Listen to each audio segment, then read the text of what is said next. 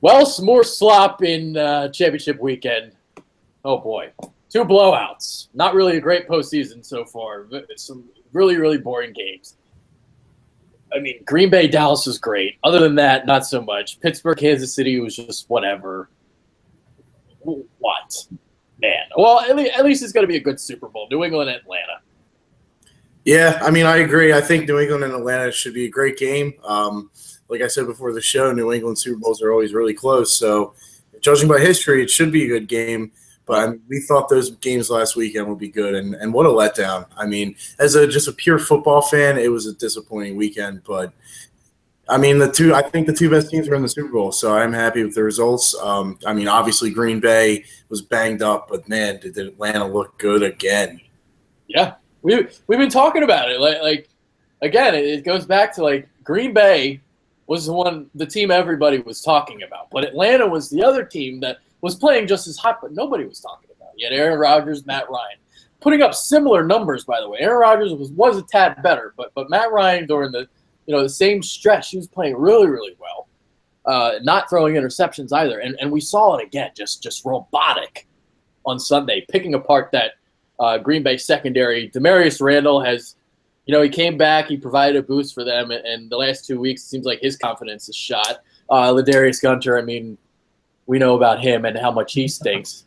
That's what Dallas did last week, just attack Gunter with Dez. Bryce Butler was on him a couple times, and they just picked him apart. The injuries kind of really caught up to the Packers. But, I mean, great run for them, and I'll tell you what, man, they kicked Seattle's ass. They kicked Green Bay's ass. Who knows what's going to happen? I think New England's probably going to win the Super Bowl, but again, they're still flying under the radar. Well, why do you think that is? I mean, because of the Super Bowl, it's because of who they're playing. I mean, Tom Brady's the best ever.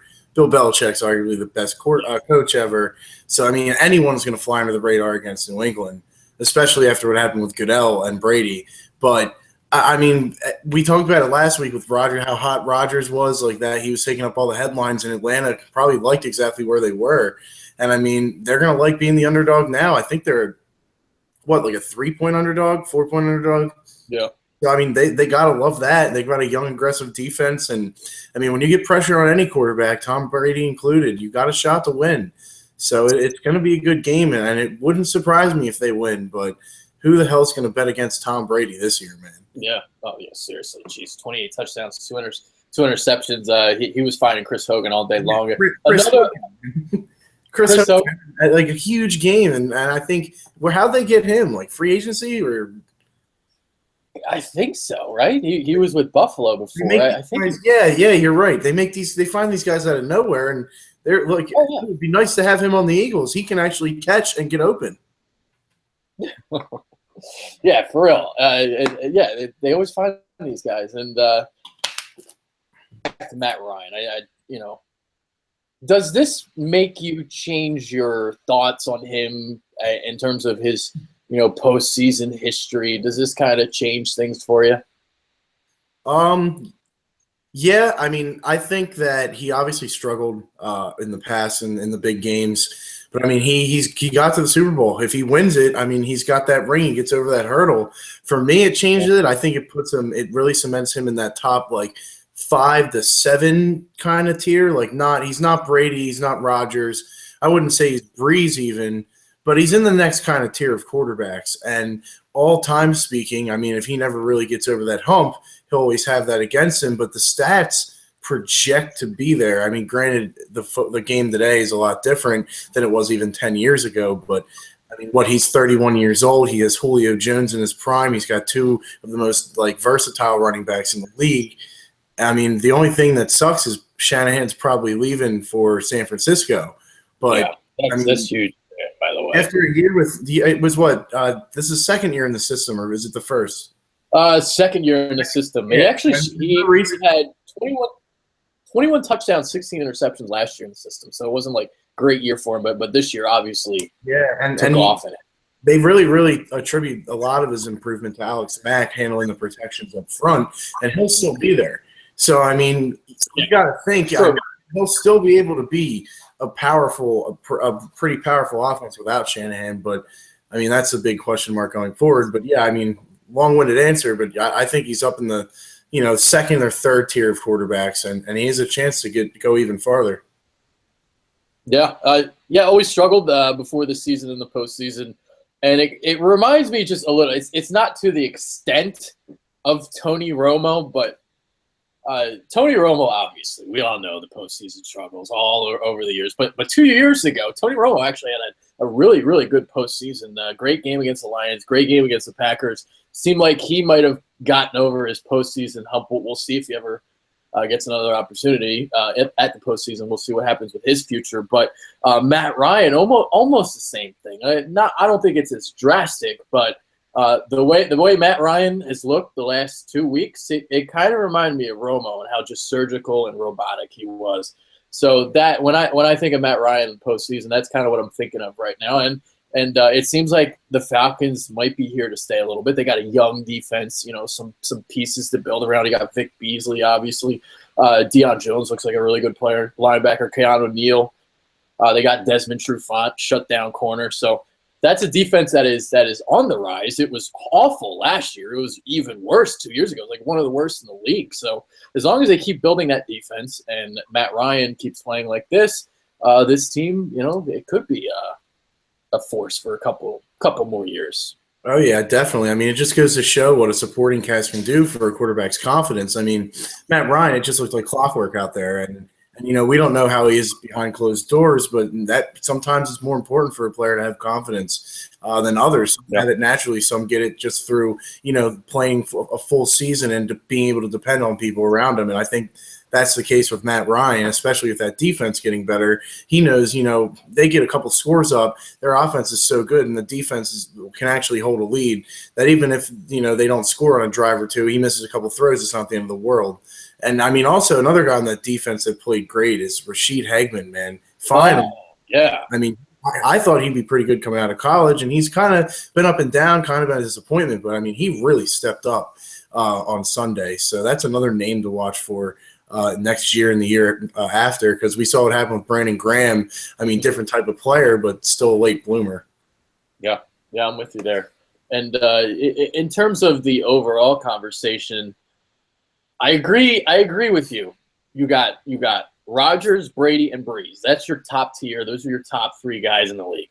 Then after that, okay? Because while you were getting ready for the show, I did like a quick quarterback rankings list as you were getting ready. So that second tier, all right. So I'll just list like four guys, and I think Matt Ryan is now in this tier. So I got like Russell Wilson there, Andrew Luck, and then you got Matt Ryan. And if you want to throw Cam Newton in there, I don't know, but he didn't have a great year this year. Obviously, he won the MVP last year.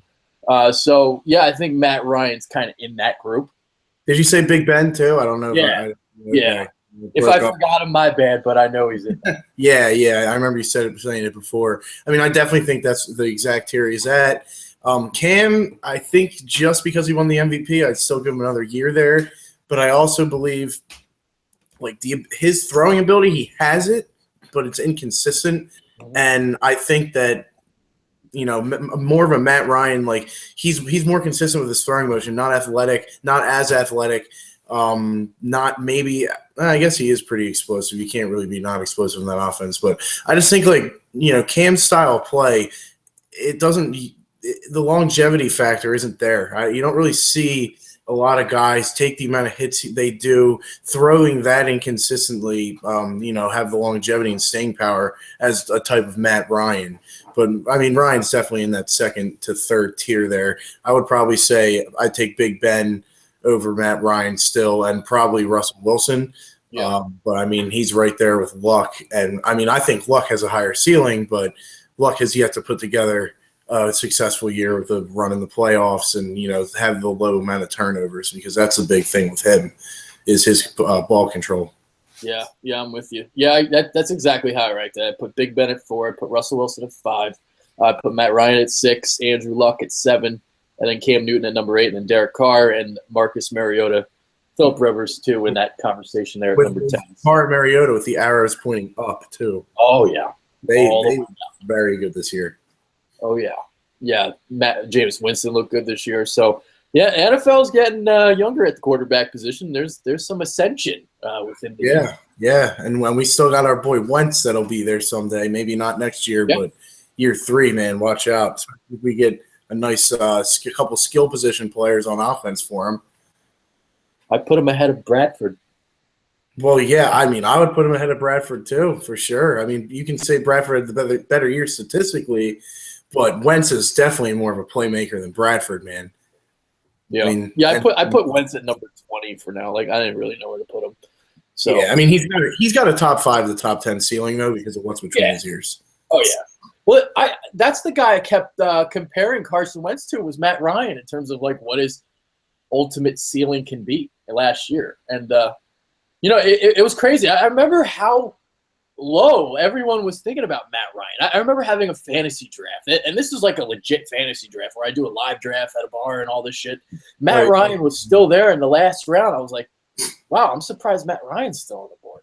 Oh yeah, I added him in free agency in a couple leagues this year. Damn near won me the league. Yeah, it's insane. And I mean, I already had my quarterback. I had Tom Brady with Blake Bortles. I went Blake Bortles before Matt Ryan, but and I had Tom Brady. That was my guy. So I didn't really need Matt Ryan. But I was surprised he was there in the last round, and and now he's back to being in that tier because he was always like the 6 to 8 range for me, and then he fell last year in my rankings, and now I got him back up there again. Yeah, I mean, last year was concerning. You said the stats earlier: 21 touchdowns, 16 interceptions. That's not what a former first overall pick as a quarterback should be doing age season. But I mean, that year when he's turned 31 this year, man. I mean, he really didn't. You can kind of look at it as just maybe a blip on the radar as he's gradually improved. I mean, I think he had a pretty monster season a couple of years ago, I think, if I remember, like that really stood out. Yeah, I was looking at his stats. He never had anything like this, but he had a 32-14 ratio to that. Yeah, with he threw for a lot of yards too, I think.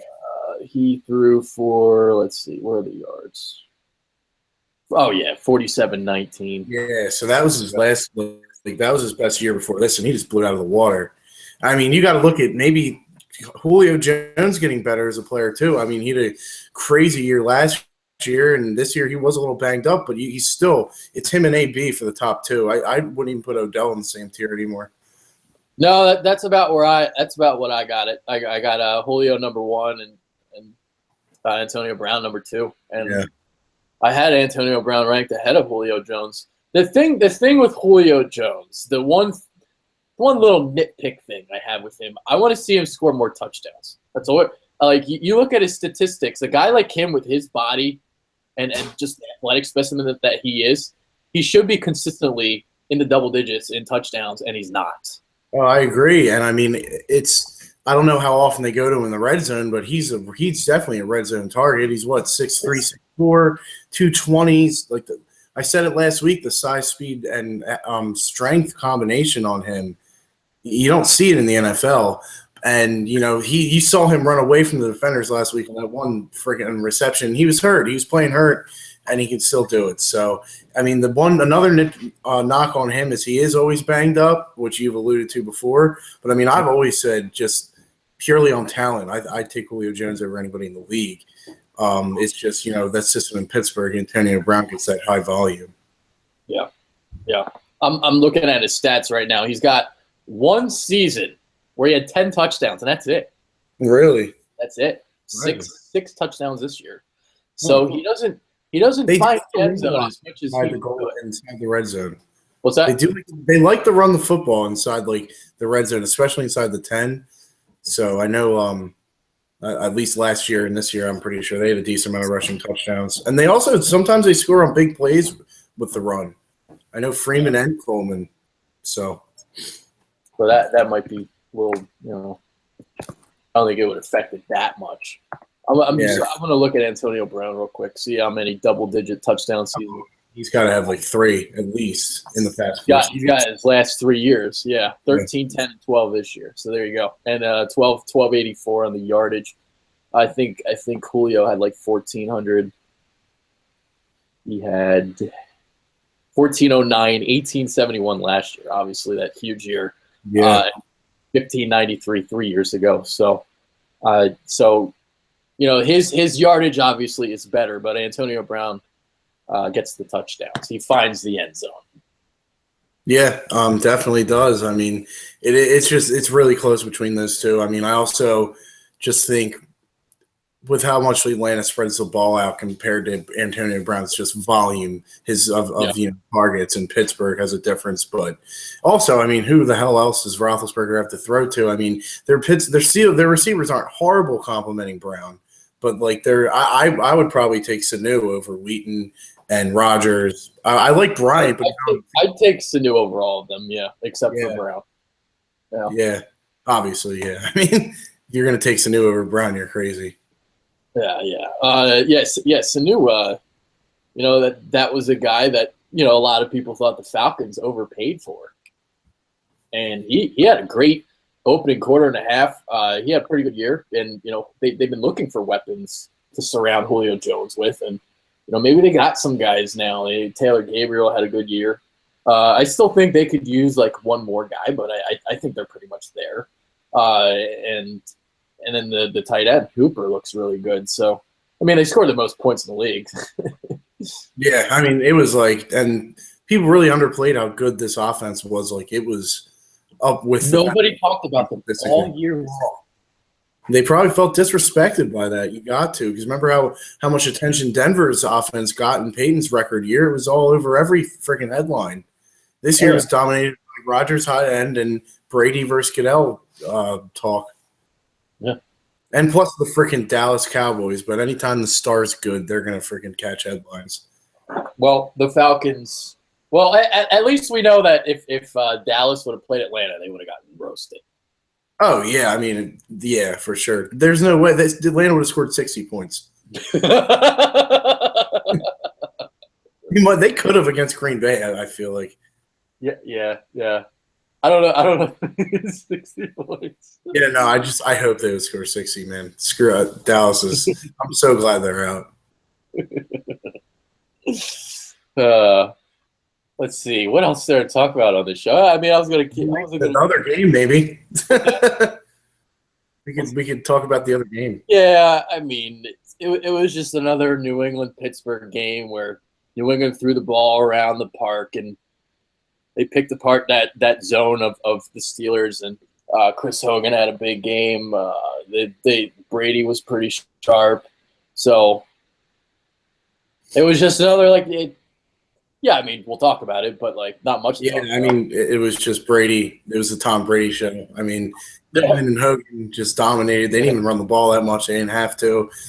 Defense played pretty good, I think, and they've been good all year, and that, I think, might be the deciding factor. Is I trust Belichick's defensive scheme to stop Atlanta more than I trust Atlanta's young but inexperienced defense to stop New England, because New England's game is don't make mistakes, let the other team make mistakes, and who's the inexperienced team here? So, I mean, all signs point to me saying New England, but New England in a close game, because I think Atlanta makes one more mistake. But I mean, we've been saying this about Atlanta all year, man, thinking, they were going to lose to Green Bay, even though I did say I changed Sunday morning, had a gut feeling. But I didn't think Atlanta would get here 3 weeks ago. I didn't think so. But, they came out and really they beat Seattle up, and that was a big eye-opener for people, I think. Well, I think we might have had them going further than other people, though. We had them going all the way to the title game. Well, yeah. Well, you had them winning last minute, but we've been talking up the Falcons. We've been talking up Matt Ryan and the MVP discussion. I have him winning the MVP, and I've been talking about that for weeks. Everyone's talking Aaron Rodgers. I'm like, well, look at Matt Ryan's stats. He's doing just the same amount, same things. And the Falcons weren't playing anybody good. They were just beating up on bad opponents. And again, we're deriving from this New England game because who the fuck cares? But yeah, man. I mean, they kept getting off to these great starts. I believe they had their 8th straight opening drive touchdown. So they're just dictating the game, all the pace of the game, all these times in a row. Like they're getting off to these it's like 21-0, 24-0, like these ridiculous starts, 31-0, and it's been like that for the last 2 months. And they're just slicing through defenses like butter. And I'm really curious to see how this Super Bowl goes because I think it's going to be close. I'm with you. I think this is going to be a good Super Bowl. Well, we deserve it after the slate of games we've had, man. But I mean, I think the last time they didn't score the opening drive was here in Philly. So that's how telling you how good they've been. And you were right. We have been talking them up a lot. I guess it's just since I'm surprised they took that step. It's such a big step this year. They didn't make after that collapse last year, they didn't even make the playoffs. They go into this as the 2nd seed and they're in the Super Bowl. Usually I expect the team to take maybe one step in between that, which is another reason why I think, the Falcons are going to get there this year. I think they're going to lose and then really be a threat next year or the year after, because that's really when a team knows what it takes to win. Is once you kind of get there and you get that taste of defeat, and if you come up short, I know I'd be hungry. I know I'd take my couple weeks off, but I'd be back ready to go because the window is not huge with them. It's about 3 to 4 years, I'd say. But it'll be 3 to 4 good years, and I think they'll get one. Yeah, what's promising, again, is that budding defense they have. And the fact you had a defensive coach like Dan Quinn, so – we'll see what they do at offensive coordinator. We'll talk about a certain name in a couple minutes that I'm sure we'll get a chuckle out of everybody. But I think and you look at the NFC, man, it just keeps getting better and better and better. So you're going to have Dallas, you're going to have Green Bay, you're going to have Seattle. I mean, we'll see what happens with Arizona. We'll see what happens with Carolina. You got Atlanta. So all these teams are emerging now in the NFC, and the AFC still kind of looks like shit, but the NFC looks really, really good. Top heavy, a lot of great teams coming up. Oh, yeah, definitely. And, I mean, don't count out Minnesota when they get Bridgewater back. Minnesota, yeah, there you go. I don't care what anyone says. So, yeah, I mean, the NFC, it used to be the AFC forever. And it was. For 10 to 15 years, it seemed like. Yeah. It's a shame, man. I wish Kansas City really needs one offense. They really don't have an offensive playmaker. Jamal Charles never came back. And I know it's a little bit of a tangent, but if you're not going to have your Jamal Charles in there or a dynamic receiver, which Tyreek Hill could be, and, I love Kelsey too at the tight end position, but you're going to need someone better than Smith if you don't have that dynamic player like Julio Jones or Jamal Charles in his prime or something like that. So, I mean, I'd like to see Andy Reid get, at least maybe, who knows, maybe they'll get someone in free agency or maybe they'll draft Smith's replacement because – I mean, Smith's okay, but Kansas City's so talented on the defensive side of the ball. You'd like to see them get something going on offense sooner rather than later. Yeah, because they could challenge New England. I think if they had that playmaker. Yeah, I agree because they have a defense that can combat with New England's offense, and they can just get better offensively. I mean, I do like Kelsey, I do like Macklin. We'll see what happens with Hill, but I'm with you on the Alex Smith thing. When is it time to move on? When is it time to move on? I don't know. Like for them, they might think their window is right now. They might not want to go after somebody. I don't know. I don't know what they're doing. Yeah. It remains to be seen. And then I know, obviously, Miami, people were asking the same question about Tannehill. When's the time to move on? And then you get, your boy Gase gets in there and they go 10-6. So watch out. He's definitely got another year or two there. Tannehill does, but. Miami's another up-and-coming team to watch out for in the AFC. I mean, me and you wrote them off all year, and they yet came into the playoffs with a backup quarterback at 10-6, which is pretty impressive. I'm really curious to see Tennessee next couple of years. Yeah. That's a good one. And if Houston somehow get out from underneath themselves with Osweiler and get a quarterback with Clowney and Watt there, man, that's going to be crazy within the next couple of years. But that window's small because I think Watt, he gets hurt a lot. I mean, he plays through a lot, but he's always playing banged up. And, he's 28, 29, I think, getting up there. They better hope that Deshaun Watson falls in their lap. Yeah. I mean, what was Houston's record? Fucking 9-7. Watch them get like they might draft like Kaiser or someone really. Oh, that would be so Houston to do. Yeah, well, Bill O'Brien would get let me get my hands on this guy. Oh, give him a star. Oh, Deshaun Kaiser. Oh, I can see it because I think Mitch Trubisky and Watson will be gone. I think San Francisco's taking quarterback for sure. Yeah, Watson's the best one. Yeah, I mean, I think San Francisco's taking Watson, and I think you'll watch like the Jets take Trubisky and just have 3 like lanky white quarterbacks that just aren't that good, and Geno Smith. Like it's like you get like Ponder. That's not the guy from Penn State. I don't even freaking remember his name. Hackenberg. Yeah, Hackenberg sucks. Petty's a backup, but no starter. Petty's a Baylor guy. I'm not big like Baylor quarterbacks or whatever. I mean, Geno Smith I was never high on. Fitzpatrick stinks. Yeah. So Watson get Trubisky, you can't play, and he goes to New York, and his career will be ruined there. Cleveland won't take a quarterback this year. I don't think they'll wait. I'm curious what Cleveland does. Like, I don't think they're going to come back because they have the second first-round pick. I wonder if they would take Garrett first overall, maybe trade back up into the top 10 and take a quarterback. Either that or, I mean, they need a quarterback. Depends on what they think about Cody Kessler. RG3, too, I guess, if you want to say him, but I think he's too injury prone. I think they have our pick, which was what, 10th, I think, is where they're at, or 11th? 12th, I think. 12th? I mean, I wouldn't be – they might trade back if they're not in love with anybody, too. They got to be sick of trading back. But if they traded back and got 3 first-round picks, like maybe like pick 7, 12, and something later, I mean, you need help in a lot of areas in Cleveland. And I don't see – I like Garrett or Jarrett or whatever his name is, but, I mean, they needed like a difference maker, and maybe they should think about next year, like what quarterbacks are coming out next year. That was something I was going to look into before today. What if next year is a really strong quarterback class? You know, they could go with a little bit of a Sixers trust the process thing. And they're going to be bad next year too. That's some of the part of the thinking too, is they're going to stink again. But I am Deshaun. I think Deshaun Watson can be pretty good. But you look at next year's class. I mean, if you got Lamar Jackson, Jake Browning, I mean, some of these guys that are pretty dynamic quarterbacks that but I do like Watson. I don't like anybody else. Watson is like the one guy that I can see having some promise, and Dabo Sweeney had his back today. He said if Cleveland doesn't take him, they're passing on Michael Jordan.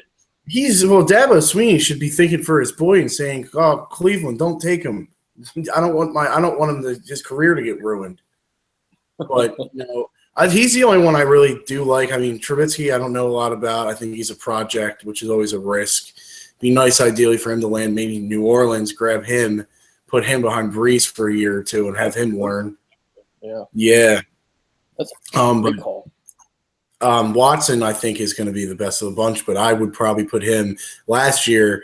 I would have put him behind Goff and Wentz prior draft. Obviously, I would switch Goff for Prescott now, but I think he's really. I have like a late first grade on him. Yeah, he's the best one. I don't know, something about him. I don't know. I was really, really high on him. He's a winner. And then he's a winner, man. You can't teach winning. Yeah, I think he has some of that it factor. But I think there's probably guys that are more talented, but I think, he can make a lot of throws. So that's that. Let's see what else to talk about. We didn't get into the Le'Veon Bell thing and him getting hurt, but in all honesty, he wasn't running the ball well anyway. New England's defense, they're actually, I think they're number 1 against the run in the league. And D'Angelo Williams came in there. He actually ran the ball pretty well. So you can make the argument, I think, that maybe Williams was the better back for that game. I don't know, but Bell, obviously, he waits in the backfield before he darts through the hole, and Williams was no nonsense getting through the hole. And he was picking up some chunks early on, and then fizzled out a little bit. But Bell wasn't doing anything. Yeah, I know he didn't look too good. I mean, I think eventually he would have gotten started, and what he brings in the passing game is just so much better. Oh yeah, dynamic than Williams. But I think, Williams is a fresher back. Look at the volume of touches Bell had to end the season. I mean, pretty much ever since he came in, Williams was down to like 5 touches a game. So he had fresher legs. And then also, I mean, with New England being the best running defense in the league, and I knew that they would probably focus on Brown because they thought they'd be able to at least hold their own in the run. And if Brady's scoring all these points on offense, then Pittsburgh would have to abandon eventually. But with someone like, New England, I'd say almost – that powerhouse kind of no nonsense, straightforward is better than the, kind of be patient running. But yeah, I think it really just comes down to the fresh legs too. Yeah. Yeah.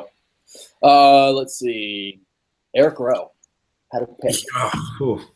Yeah. I mean, the play he made, it wasn't like this crazy play or anything, but he's showing that he's an NFL player, and we could have used somebody that belongs in the league at corner this year. I mean, Leotis McKelvin, you got to be out of your mind if you're going to say he's better than Eric Rowe. It's just, really what happened is Eric Rowe was like 4th or 5th on the depth chart. Howie goes, all right, probably ask him, or is this guy worth hanging on to? We have an offer for him. And that was that. I mean, Howie probably should have looked into it a little more, but I blame that on Schwartz 100%. And yeah, Eric Rowe looks like could be a number 2, a solid number 2. Maybe never going to be that number 1 guy, but could have used them. Yeah, and the Patriots have some free agents coming up. Malcolm Butler, I believe Logan Ryan might be a free agent too. Logan Ryan, yeah. But I like Butler a lot. I think Butler's pretty good. I like Butler a lot. I think he's very good. And Eric Rowe, forget about the interception. I don't really care, but the interception, I had everyone talk about Twitter. But yeah. I thought his coverage in the first half was pretty excellent from what I saw. And again, like I was really high on Eric Rowe last year, and I've heard it in the chats in the comments section. You stop complaining about this Eric Rowe trade. No, I'm not going to stop complaining. God damn it! If you guys are still going to complain about Deshaun Jackson and not re-signing Jeremy Maclin and trading LaShawn McCoy and not being able to move on, if I can't move on from Eric Rowe, then you got to move on from Chip and all that shit, man. All right. Yeah, and I mean, really, if you want to look back at it, move on from the Super Bowl loss. I mean, we're as big of Eagles fans as they come, but I get shit all the time. People are like, oh, how can you like Tom Brady, like the Patriots? I don't necessarily like them. I think I just acknowledge that they're the best. I respect the hell out of them. And there's people that are holding on, oh, they cheated us in 2004. Yeah, they very well might have, but I can't hold on to that stuff, man. Like that game, I was so upset after, everybody was. I can't hold on to it. If I was holding on to something 12 years old, man, I mean, I just don't like to hold on to that kind of stuff. It's a completely different team now. It's time to move on from that. But, Eric Rose, we can still mourn that loss. It's still fresh in our minds, especially, it's less than a year that we got rid of him. And he looked like he was doing better at the end of last season. He looked like he could play. We just need to coach him up, which is a foreign language. People are like, well, he's not a schematic fit. People don't realize that was an excuse by the organization. Yeah. Oh, yeah. That's all that was. And people don't even know what that means when it spews out of their mouth. They're like, yeah. Because he could have just mouthed off the shorts on day one and just been in the doghouse or something. Who knows? Maybe he wanted out. Maybe he didn't want to be part of our organization. Realized, like, damn, this isn't good here, like, with everything going on at the top. Yeah, I mean, he is a press corner, and we didn't do press this year, so like I get what people like. I get this schematic fit, but it's still bullshit because Eric Rowe is talented and he's a good cornerback, and we needed one this year. I knew what was going to happen once we traded him. But once he saw where he was going, everybody said this was going to happen. Like it's just. So, I mean, like our cornerbacks like being this bad, like because what happened was. Leotis McKelvin did great in training camp in the spring, and he looked like the best player on the defense. Like that's literally what Doug Peterson said. Jalen Mills was like this great cornerback too, and they got cocky. They thought like they had this like underrated secondary. Nolan Carroll coming off a good season, and they're like, yeah, we got these guys, and like, yeah, Eric Rowe's expendable. No, he wasn't expendable. People drink too much Kool-Aid during the spring and training camp. Like, there's like these like Jalen Mills was getting so much hype. Remember how much hype he was getting? Yeah, I really do. I mean, I He never buy didn't get as much hype that he got. He was good for a 7th-round pick, but Oh yeah, I would oh yeah. say trade our 2nd-round pick from a year ago because we got him. I mean, it is what it is. It happened, and it's just kind of seems like the story of our organization. You know, we let guys go, and they go become all pro somewhere else. But you know, that just comes down to coaching, and we still have Corey Unlin here, so let's hope he can do a little bit better of a job next year and get more out of. Hopefully, we give him more to work with, and he can get more out of him. Yeah. All right, let's get into some Chip Kelly talk. You know, so is this like a rumor you said with Atlanta and the offensive coordinator? Yeah, they're saying if Shanahan is going to San Francisco. Yeah. They're saying that Chip Kelly's going to interview for the job in Atlanta, and boy, if I'm Dan Quinn, I'd be hesitant, man, because about Chip possibly last week being an offensive coordinator in Jacksonville. He's going to want to get his hands on the head coaching job because Chip's a freaking egomaniac. He's not going to like to take orders. But like we talked about before the show, if he does become a coordinator and he does get overruled on things, he's going to learn tweaks to the system aren't a bad thing because he does have some, like you and I talked about, there's something about him that's different, and he's very, very intelligent. He just needs to adjust to the NFL game because these guys are pros, man. They're not going to class every day. They're not partying, which I know not all athletes do in college, but some of them do. This is their everyday job, man. They're spending hours and hours and hours in the film room, and he needs to prepare for that. You can't just run, the same like 20 to 25 plays and just do it fast, which, you saw more in San Francisco. I think he has the ability to scheme more, have a more advanced scheme to his offense. I think he has the ability to, learn and adjust. He just needs to do it. And whether that's in Atlanta as an offensive coordinator, whether he takes a year off, whether people want to say he's going to go be like an advisor to the Patriots, I think that's complete bogus. I don't see that happening, but, we'll see. If he does end up in Atlanta, I mean, it's going to be intriguing to see him with all those weapons. Look what he did with Foles here. Imagine what he could do with Matt Ryan in a dome. I don't know if Matt Ryan necessarily is the quarterback for that offense, but if he does go in there and he goes in there with an open mind and really tweaks his system and does shit like that, I don't know. I think it can work out. But here's the thing that I always think about with Chip Kelly. When he came into the NFL, he had no NFL experience. He was never a coordinator, never anything. So he just came into the NFL, and what happened was his scheme caught the league on fire. And usually with a new head coach, you got to kind of catch up to the NFL. You got to catch up to the learning curve. There's a huge learning curve. But with Chip, his scheme was so far ahead at the time that it worked out. Now everybody runs up tempo now. So when he did it, he was like the one to revolutionize it. But now everyone's doing it. So the league has caught up to him, and now the learning curve has hit him, and he's got to catch up to the league and figure out what he's going to do. And I think from an X's and O's perspective, I think he's a really, really intelligent guy. I don't know how long it really takes to really get to that head coaching rank. Say you go from the quarterback's coach to the offensive coordinator, then you make it to head coach. You can, in some ways, think about it like Chip Kelly's almost starting over. He's like a rookie now, as if he gets an offensive coordinator job somewhere, and this is where he's really going to learn the NFL because he doesn't have the control anymore. So he's going to have to be humble and show humility and be able to take orders and tweak the offense. And in the long run, if he is as smart as I think he is in terms of his X's and O's, this will help him out. I don't know if he would ever lead to another head coaching job, but I think he would have some good offenses as a coordinator, definitely for sure. Oh, yeah. I mean, I definitely agree. I mean, look what he did as a head coach. He had good offenses. Yes. It's whether he and the head coach and GM will be able to get along, whether he will be able to, respect the chain of command, which you just alluded to, which if he's just got to look himself in the mirror and say, if he really wants to stay in the NFL and compete as a coach, which he is a competitor at the highest level, he's going to have to make some sacrifices and some changes to his leadership style, his, offensive scheme. But, I mean, I think he can do it. I think people can change. So we'll just have to see and see if he lands a job. If not, well, I mean, who knows what will happen.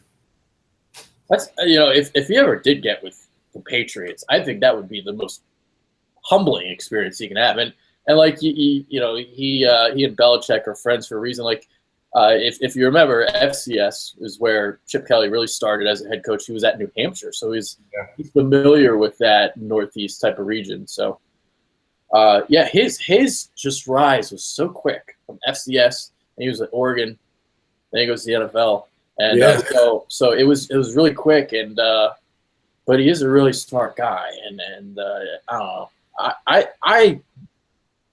I never had a problem with Chip Kelly. I just had a problem with some of his decision making because he needed that ego stroke, and that was the problem. Yeah, I mean, he almost rose up through the NFL as quick as Doug Peterson. But yeah, I mean, Doug Peterson came out of nowhere, really, if you think about it too. But no, Chip, I mean, I had a problem with the way he related to players for sure. Oh, yeah. I mean, I think that it's really important in football for the players to want to play for their coach. And I think that the coach genuinely cares about them, which is the one thing I think Doug's done really well, and I got to give him credit for that. And then Chip needs to learn that. He can't walk by these guys in the hallway and not talk. I know that's harping on something small, but when I played, I had a players coach, and I loved to play for him, and it played harder because of it. Playing for the team is one thing, and like you're gonna play hard for your teammates, but the coach is the one that sets that mentality and sets that attitude and that sense of like family. And I think the Eagles have that now, and I don't think they had that as much when Chip was here, especially not after he got rid of all the guys that were here for so long. Yeah, and I think that's inexperience. It is because he was addicted. Like in college, you can do that. Look at Nick Saban. Yeah, Nick Saban. I mean, people that have played for him said they don't really have any opinion of him as a guy. They thought he was a good coach. They didn't really know him as a person. And Chip's got to do better than that in the NFL, man. Like really, you can't be. These are grown men, not teens in the early 20s. Mm-hmm. No, I completely agree with you. So this show went longer than I thought it was going to be. It always does. We went 40 minutes. I thought it was going to go like 20. Yeah, well, we kind of just talked, but it was good. After a boring weekend of football, we just kind of touched on some things looking at next year. And, next week, we'll be talking about the big game, man. Big game and Wing Bowls next week, too. Our Philly's greatest, I think I'll be at the Wing Bowl. I think I'm going to be there. Yeah, I'm going to be there. Oh, nice. So, I'm going PEI. Like I'm going as press. Yeah, I'll be there as a fan. As a drunk. Yeah. Yeah. And, man, I just can't wait to see all these women, dude. Oh, the wingettes are great. Oh, hell yeah. Yeah, I might I might have to do some illegal things in terms of etiquette. Give them a nice story there and give them a little quote in an article for their number and a date. Well, I'll tell you what, I probably have a bigger dick than Deshaun Jackson. Did you see the Barstool? Yeah, I heard about that. Oh my gosh, man. I heard on the radio this morning that the girl played it, and Angelo asked, "Oh yeah, is this okay to play?" Doesn't tell him what's on it, and then she goes to the racial slur live radio. I used racial slurs in beer pong because whenever I get the 2 cups left, I'm like, let me get the Asian penis re-rack. That's funny. That's funny. Don't ever run for office, man. That'll be played all over. Yeah, I probably. It might not matter. It might not matter anymore. Probably just got sent to Fox as we speak. Well, yeah, right. Year's over. Yeah. All right, we got any final thoughts? Anything you want to say? Yeah, I mean, this is my final thought. I mean, I think it's without doubt now that Tom Brady is the best quarterback to ever have played. I do like to cut it up by era, though, in fairness to the older game. So, I'd say Johnny Unitas of the kind of first era, pre-really throwing era. Joe Montana's there in the middle, which, was when the game was a lot more physical, and then you got Tom Brady now. And, if I'd rank them in that or in the reverse order, Brady, Montana, Unitas. I mean, you got to talk Elway, Manning, obviously Marino, but he never really won the big game. So I mean, I think now it's really, man, Tom Brady has separated himself, and if he gets ranked number 5, we've never seen anything like it. I mean, without 2 fluke plays, think about 6-0. You're thinking about Michael Jordan status. So talk about Michael Jordan as Deshaun Watson. I think Michael Jordan's. If anyone in the NFL is that, it's Tom Brady. So, yeah. I always had Peyton Manning ahead of him. I always did it, and now it's like the last couple of years. Now I'm finally turning that corner and putting Brady ahead of him, and I guess he is the best of all time. Him and Montana, like you can pick either or. Yeah, especially the clutch gene, they both have it, and it's awesome that Brady idolized Montana growing up. To see him tying and breaking his record has got to be pretty cool for himself. But the thing that really separates it is 39 years old. Yeah, has any other quarterback ever done this? No. Like, just think back last year. Like, Peyton Manning was 39, and when his arm was deteriorating, and he couldn't get the ball. He couldn't throw a pass past 20 yards. Yeah, it was almost sad to watch, but it was nice. He got that sun right off into the sunset. But yeah, man, Tom Brady is a league of his own. Yeah. All right. That's James Worthington. I'm Adrian Feck. Hopefully you guys enjoyed. Hopefully, maybe we'll see if I'll do some of these. But I'm going to watch the Senior Bowl this week. We'll see if I do some individual videos or not. Depends on how lazy I'm feeling. But I'd like to start doing some more individual videos for you guys. And hopefully we'll get Brendan and Tony and those guys in for some draft talk. Can't wait to get you talk some draft, right? Oh yeah, man. I'm going to be interested in it. I'm definitely just love to know what good talents come in the NFL because I am such a football fan, and I'm looking at potential players especially for the Eagles to draft and look into. So I'm hearing and seeing today. I heard a lot, and I watched him today. And Dalvin Cook really jumps off the screen when I watch him. So that's something to think about. He the speed on him is it's gonna. I'm interested to see what he runs in the 40, but his game speed is off the charts. Yeah, I don't think he's making it to us, unfortunately, but that is the guy I want him. I want him. Yeah. He could be. Look at Jamal Charles, what he was in KC.